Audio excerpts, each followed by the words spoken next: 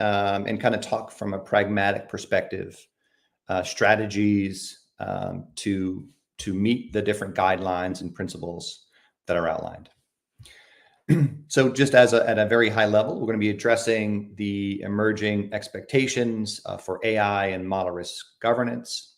We'll talk around the validation frameworks that meet SS1, 2, 3, and then talk a little bit about future-proof your models for the evolving regulatory scrutiny.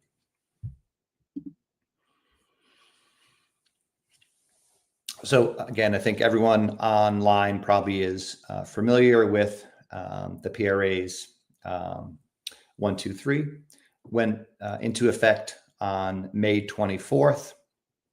I know that organizations reviewed those standards, assessed their own model risk capabilities, have looked at the gap between the two, and have that ready to submit both to the board and to the PRA, and waiting for next steps. So we wanted to get out in front and talk around, again, strategies from a model risk management perspective on how you can be successful to implement these standards in a way that'll future-proof you going forward. So when you look at the 5 principles, and we'll be doing a deep dive into each of these, one of the things that strike me is these requirements are similar to what we've seen in the US on SR 11.7, but there are some steps forward, specifically around specific language around the board of directors, specific language around AI. And when you look at the text in SS1, 2, 3, there is a clear kind of outline that, again, the PRA has restated this as a top priority for 2025, and the rationale around economic stability. And when you look at the responsibility of a model risk manager, that is what you should be considering your job. It's the stability, the financial stability of your organization. And as your organization becomes more analytical, as you look for additional opportunities to use AI, the role and the job of the model risk manager becomes more and more important. So again, appreciate you coming today. We do have a chat that you can send questions to right on the screen. So if you have any questions, please shoot them through. This recording will be available after today's talk. So let's dive into these 5 principles. So I think one of the discussions that you have heard on the model risk management side for years is, what is a model? And I know it's a fun discussion. It's one where you can get an argument in any room of model risk managers around the world. But when you think of the question that usually is asked from a regulator, or the first set of questions is your model inventory complete and accurate? And this is not an easy question, even though it appears so. And the follow-up of that question is, how do you know? And this is where a lot of organizations get caught up, in which providing evidence that, yes, it's complete and accurate, and here is how I know, is a challenge. It can take countless hours. And if these questions are not answered well, it often will extend your regulatory review, because they know that there's something that's hidden, or there may be things that are hidden, and it's their job to get to the bottom of it. So again, I guess my very top advice is have really good answers to these questions So when they're asked, you can be very confident in those answers, and then that will set you up for the rest of the regulatory review. And so one of the tools that we believe in is attestations. And so when you think of a model inventory attestation, what that means is there is a small project in which model owners within your organization are asked to officially review the models that are under their purview. They're responsible for looking at those models and making sure that first of all, they exist in the inventory and that they are properly accounted for and up to date in that inventory. And then they sign off on that action.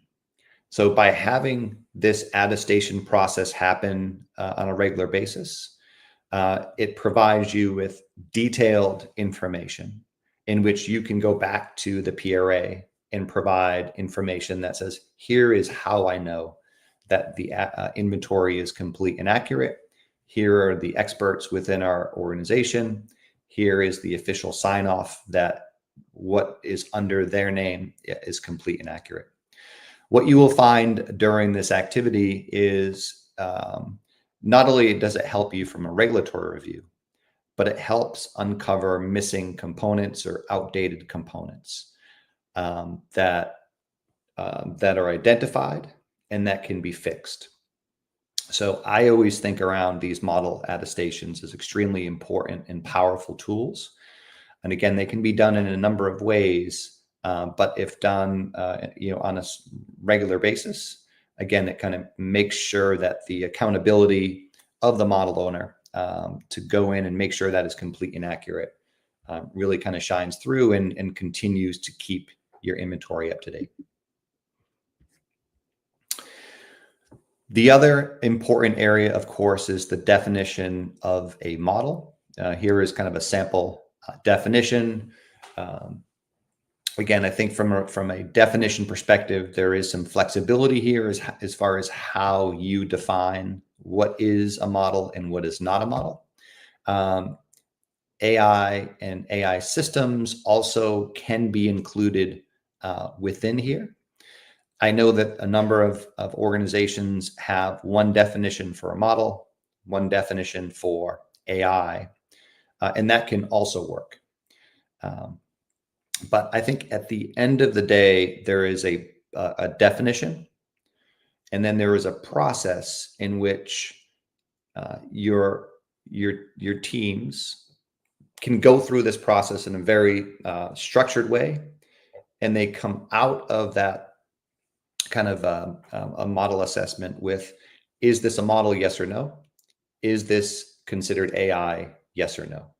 And again, that process again will allow you to, again, in your framework, define these definitions and then have a process in place to make sure that the classification is being carried out. And this again ensures you have the right, your inventory is complete and accurate. Here are just some other kind of items. So when you're looking at your inventory, again, it's your responsibility to define the metadata associated with your models, but at a very high level, some things that are, I think, extremely important. Again, how is the model being used? One item on the usage in traditional model risk management, 85% of your models probably have one or a single use. As you expand and are looking at AI, you see that that is flipped, and you will often have a single model that has multiple use cases. And I know a lot of kind of legacy MRM systems, this is something that is extremely difficult or impossible to track and manage. One of the other areas here is the interdependencies.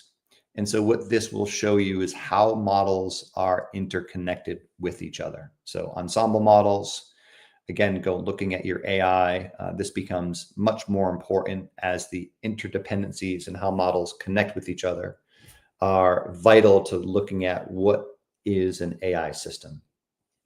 So again, as you're looking at your inventory, having this information at your fingertips and updated on a regular basis is vital. And then we get into the risk classification. Again, everyone should already have this, but having a systematic, simple, and consistent way of classifying your AI and your models into risk categories. This is also extremely important. This should change over time as you fine tune your governance practices around models and AI. And there's so much power in this classification. This defines for your organization where you will apply your resources. So if a model is designated as limited risk, then you can put limited resources associated with it. If the model is defined as high risk and your organization understands that risk and is accepting that risk, then additional resources go into that model. And I know we all are dealing with restrictions on the number of staff we have in this space. And so this classification is extremely important. It also is a handshake between the business, the risk functions, the audit functions, all the way across an organization. When working on AI governance, this often has not been done yet. And so what happens is organizations become paralyzed because they want to gain the institutional knowledge. They want to start using AI in some limited ways, but they don't have a way of classifying it yet into these categories. Once you have that defined, it will kind of free up your organization to say, this AI system is minimal risk. We can make mistakes. We can learn within the organization. And that is okay because of this classification.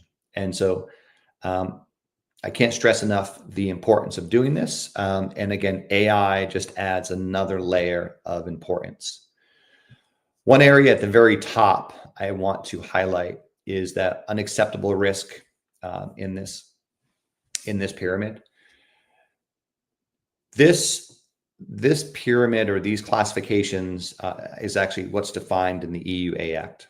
And that tip of this pyramid, the unacceptable risk, this is extremely important for organizations because, first of all, it helps explain or define what not to work on. It would be a shame to have all your AI engineers working on a project in which, when you look at the use case, it will be defined as a risk that we as an organization are not willing to take. So again, as you look at these risk classifications, I think AI makes this something else to consider in this classification piece. One example is using AI to determine if a caller to your AI, let's say your AI system, is aggravated, and if so, forwarding it on to, let's say, a real person. That AI requires it to identify emotion recognition, which may or not be viable or acceptable in your organization. So again, these are just questions that you need to look at and make sure that classification is done. I talked a little bit around kind of the how models are connected. Again, this slide shows a little bit on kind of some of the AI pieces. And some of your foundation AI have multiple use cases. So again, this just kind of highlights some of the things that we're doing at ValidMind and making sure that you have not only each of these models kind of cared for, but you understand the contagion risk as models pass data from one another, as you're set up and connected with different data sources. So again, some of these things from an inventory perspective become a little more complicated as you go into AI. And I think as we take a step back and we look at SS1, 2, 3, these are just some of the considerations that I do want to bring forward as you kind of consider how you will kind of progress and move forward. All right. This is, I think, my last slide on that first principle, as far as what we would recommend to meet principle 1, and that's configurable registration workflows, inventory and model attestation forms, custom metadata fields in the model inventory, and this should be something you can change relatively easily. The model and interdependency mapping. And then again, configurable assessment forms that allow you to define what is a high risk, low risk, etc. I wanted to also highlight another kind of concept. So with the new PRA regulations and just regulations in general, there is a higher cost for your organizations to manage a given model. And so as you're looking at how you move a model from ideation into production, I think it's important to have this step, I call it here a triage, that's early on, in which you're looking at the problem you're trying to solve. You're looking at the benefit of solving that, what data you have, what risk it will bring to the organization, the amount of resources that you would be required to meet or kind of control that risk. And look at this from a cost benefit perspective. Does the risk and does the cost of this necessitate or kind of argue that, yes, we do want to go forward, we do want to develop a model, and then we want to manage and maintain that model moving forward. So again, as we're all looking at costs, and within the overall inventory workflows, I think this is an important step that forces your business and forces the organization to answer those questions before you start handing this off to your developers and validators. Okay, so we now are on principle 2. One of the things that is that I do really think was done extremely well by SS1, 2, 3 is the call out of the senior management function, so the SMF.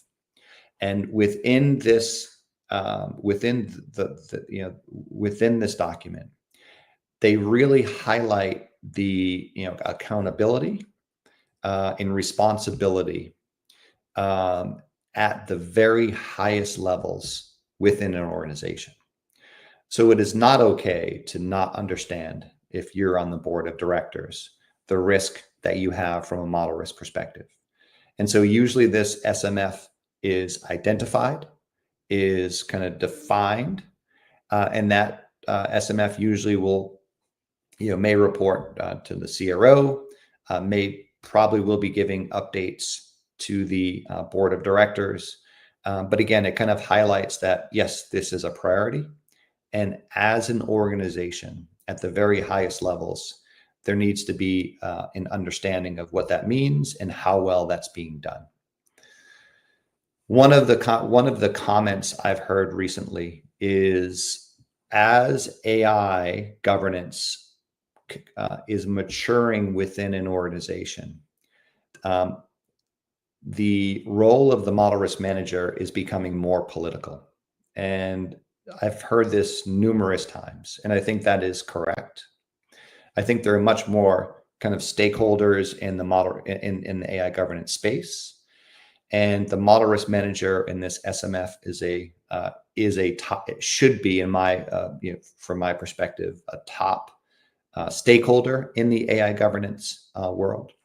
And again, I do think that this accountability and this definition of SMF really highlights and gives that individual both the accountability and responsibility, and also the authority to make sure that things are being done as they should.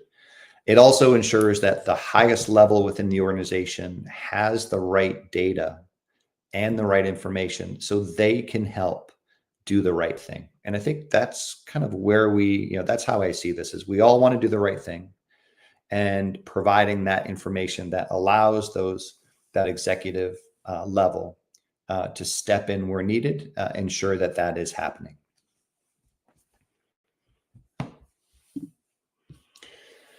One of the things that, as I've joined Valid Mind, I've become, extremely focused on is having the board level report that allows that SMF function. And again, that could be an individual or that could be a group, to have the right data and the right information that they can educate up within the organization, and also kind of have the transparency in the information across the entire organization.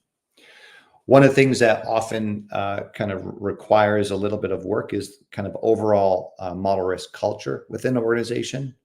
And, I think the best way to do that is to have good board level reporting, in which the organization knows which information is being kind of, how the work that they are doing is being reflected in these board level reports. And I think what ends up happening is all of a sudden that work becomes more important, and then your system becomes, is more of a priority in the overall kind of life cycle. You can kind of see here on some screenshots some of the components and things that you should have. Again, this is a very high level report, but details on model use. How well is your model performing? What is the validation, findings, risk exposure, et cetera. So extremely important to define what information you want to be able to communicate to the board, keep it extremely simple, and then having the right information and expressed in the right way to the very top of the house.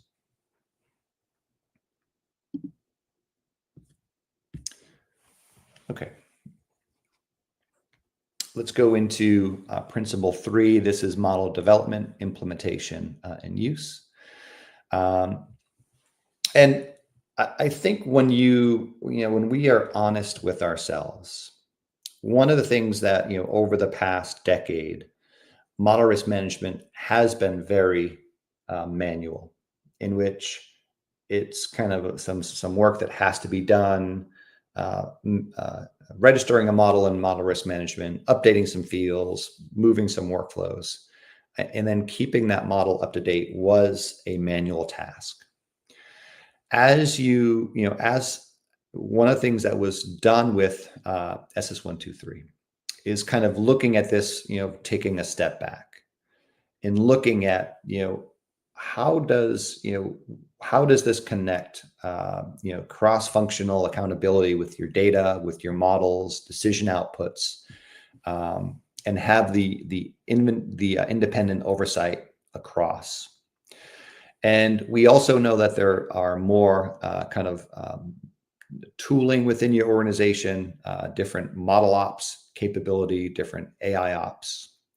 And and you do want to be able to use the right tools to develop your models over time.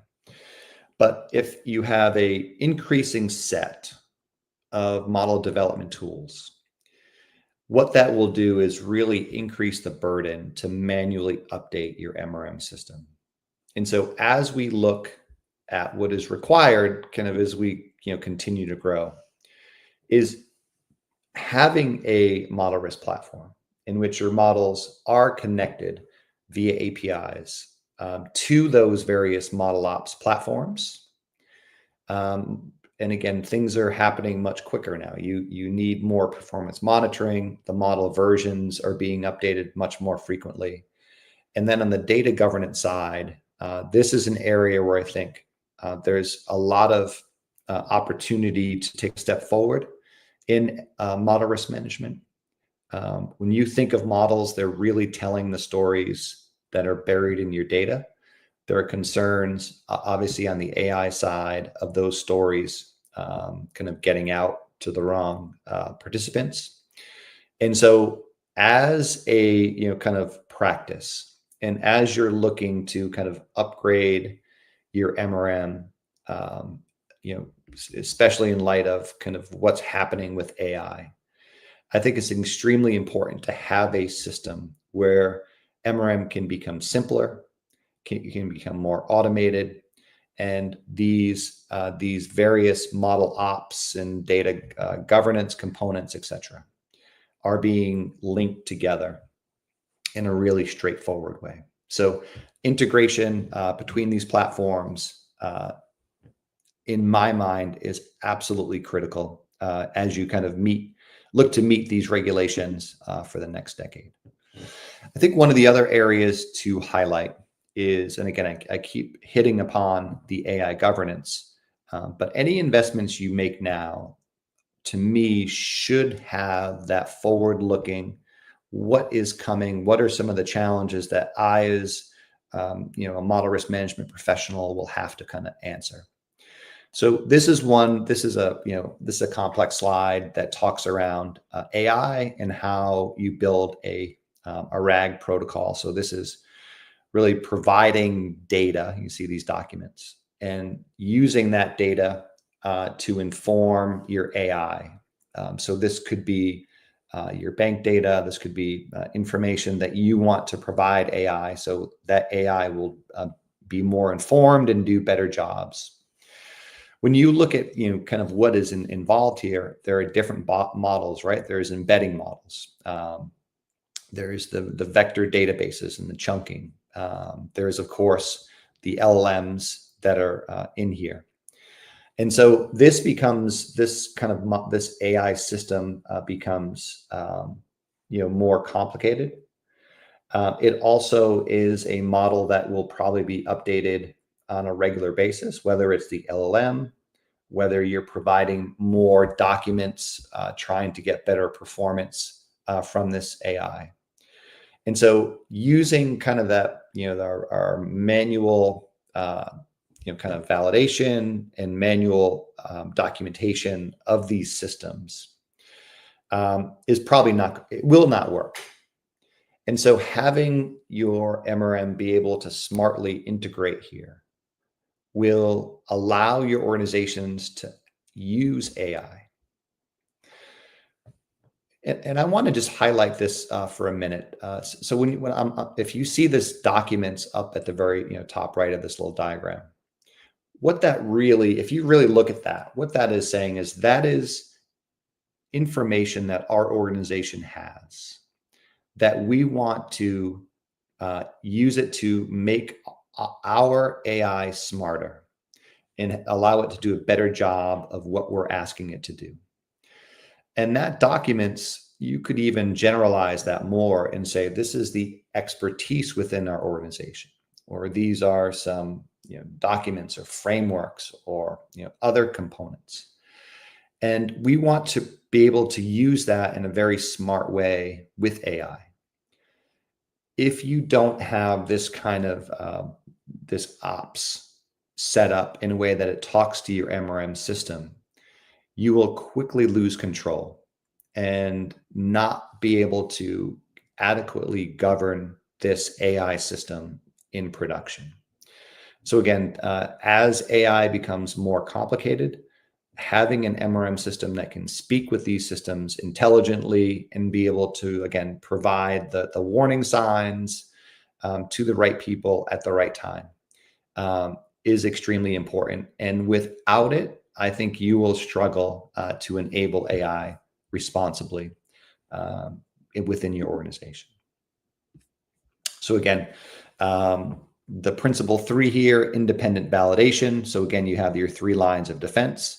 And as you move forward, again, I think the objective is to try to automate as much of that monitoring and automate as much of that documentation as possible.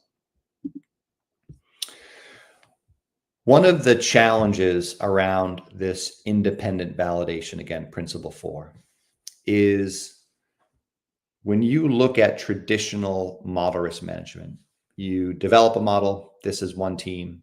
A separate team validates this model. There may be some back and forth between the validators and developers, but ultimately the validation team will hopefully sign off and the model gets deployed. And so it's a kind of a straight line process between your developers and your validators. As you look at AI, it's a little bit different.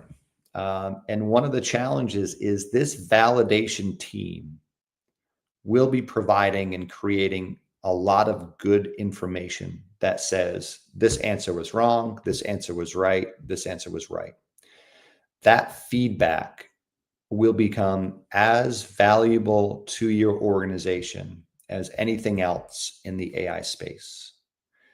So your role as a model validator now, and the expertise you have within your validation team becomes extremely valuable and will help you build and upgrade your AI in a very, very powerful way. But one of the challenges with doing that is you have that validation team, and we have to ensure that we maintain that independence between the first line that's developing the model and the second line that's validating the model. So again, that's it's one of the updates and changes in this new world. So I've shown this, I have been showing this frequently, but I want to just kind of step in and walk through this step by step. The way I see this, kind of independent validation with LLMs. If you ask a model validation team, how are you going to validate and monitor a LLM? Let's say it's being used as a chatbot, in which that chatbot is being used thousands and thousands of times a day. That is a pretty tall task for an organization that does not kind of have the tools to do the job. And I think that's where a lot of organizations are today. So let me walk through a little bit of the best practices and where and how to enable your validation team to successfully manage, validate, and monitor your LLMs.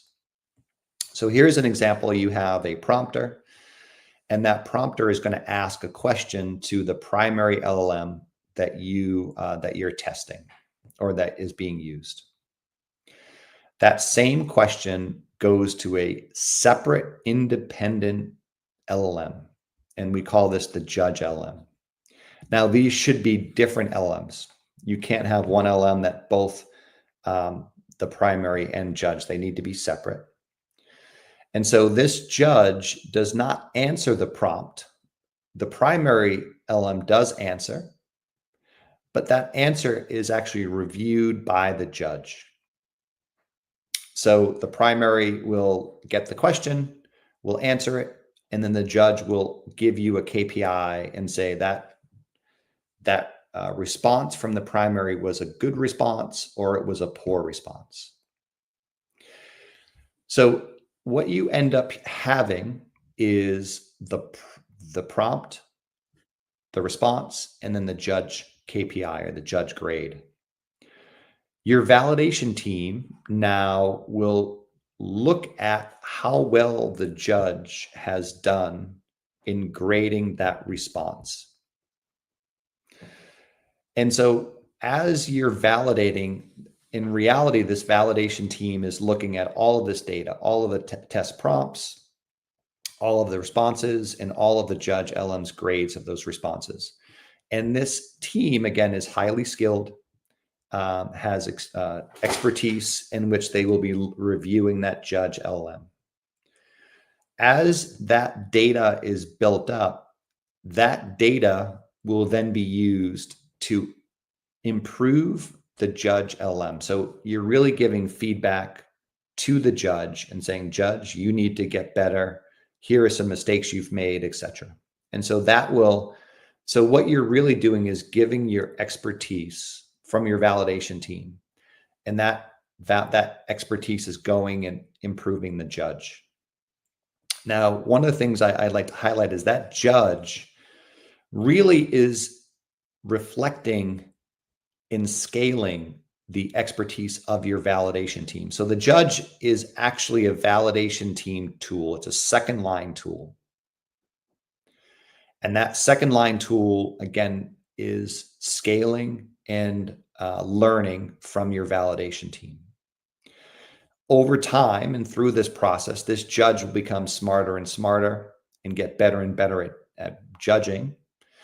And now you get a situation where the data from the judge, the data from the validation team will all be available for the first line. So that the development team, and the development team can use that data to improve the primary LLM.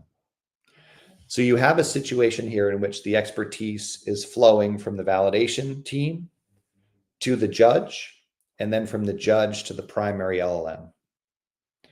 And one of the, when you think of this, this actually is a AI system in which your validation team is a part of that system. So you are actually implanting your validation team, and they are the human in the loop of this AI system.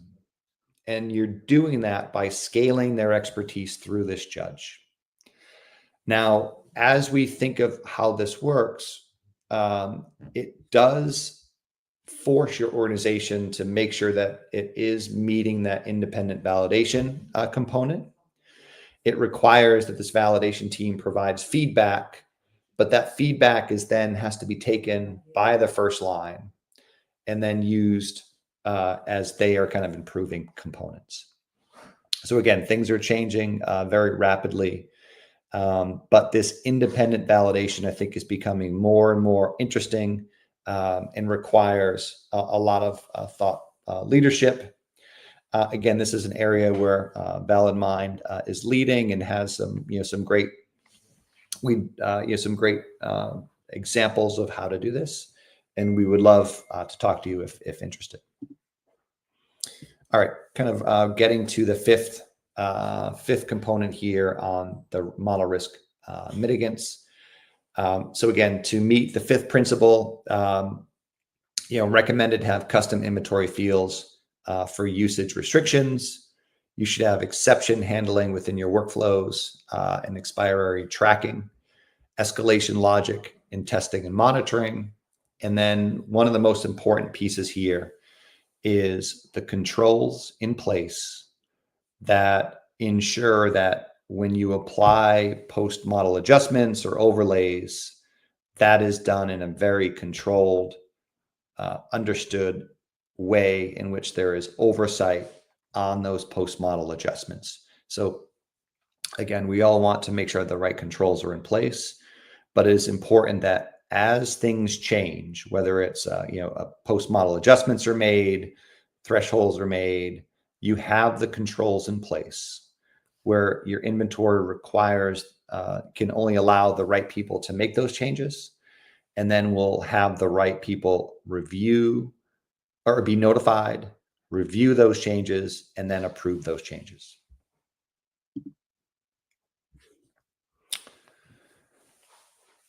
I appreciate everyone's time today. Again, if there are any questions that we still have a couple of minutes, you can type them in the comments section. Do want to highlight two assets for you. We have a ValidMind paper on SS123. So if you are interested, you can scan the QR code here. And for those of you that are in London, very excited, on July 9th in London, we have a free workshop in which, if interested, you can scan this QR code. It'll bring you to a registration page, and we will show you how we'll let you get hands-on keyboards.